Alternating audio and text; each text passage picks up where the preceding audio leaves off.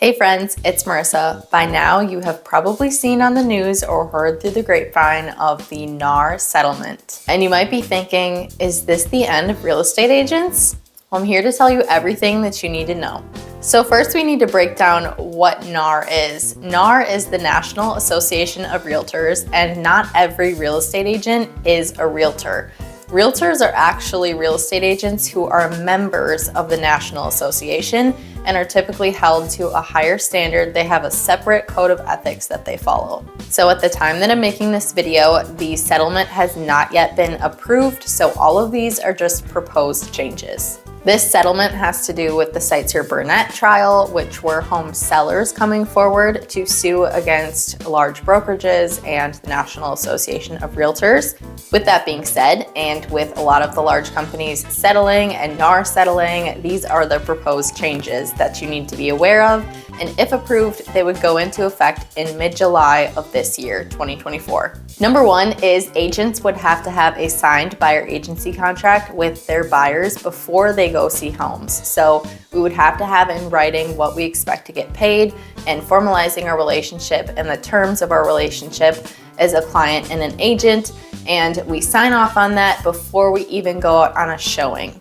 Before this, buyer agency agreements were recommended, but not necessarily required. In some states, they just didn't do them altogether. Personally, I am very excited if this change goes into effect because this is something that I currently do with all of my buyers. We meet for the buyer consultation. I answer all their questions. We go through the process and the timeline. And then we end up going through the buyer agency contract before we even go on showings. So for me, nothing is changing for my business, and I'm excited that it is going to be considered more of a best practice and something that is mandatory in the real estate industry. The next piece is that cooperative compensation would not be allowed to be listed in our MLS. MLS stands for Multiple Listing Service, and this is basically our huge database where we list homes and where our buyers get matched up with homes if they have a buyer match set up going to their email. So we log into our MLS pretty much every single day. In the past, you at least had to have something, so that could even just be $1 for cooperating compensation to the other agent. So as the listing agent, you would put what amount the seller is willing to offer the buyer agent in that scenario. That used to be where you had to put something in the box.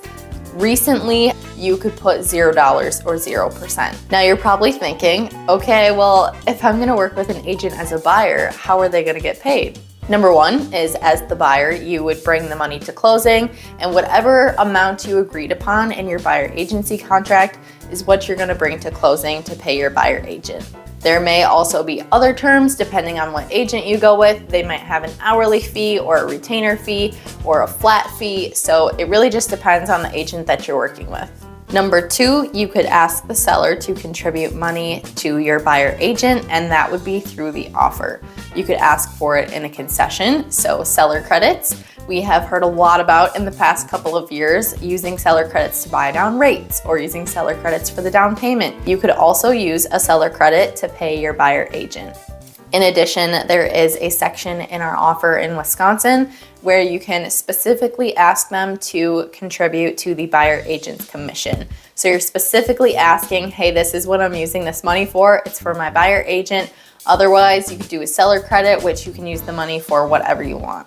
The idea is a buyer agent would have a contract signed with their buyer and they would get paid regardless. We would still maybe attempt to ask the seller to contribute, and I think we are gonna see a lot of that, but then also at the same time, the buyer may owe commission at closing.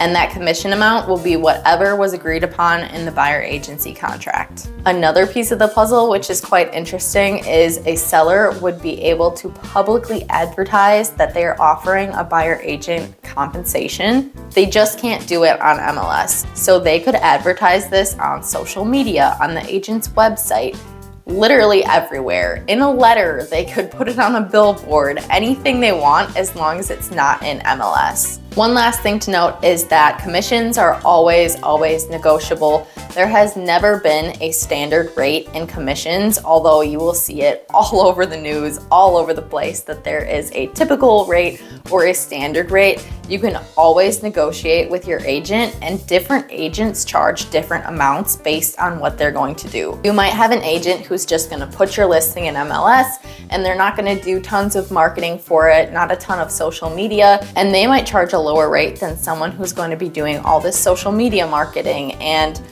video and billboards and print advertising, for example. That person would likely charge more for their services because they're offering you much more. Same goes for a buyer's agent. A buyer's agent may offer some very basic services and charge a lower fee.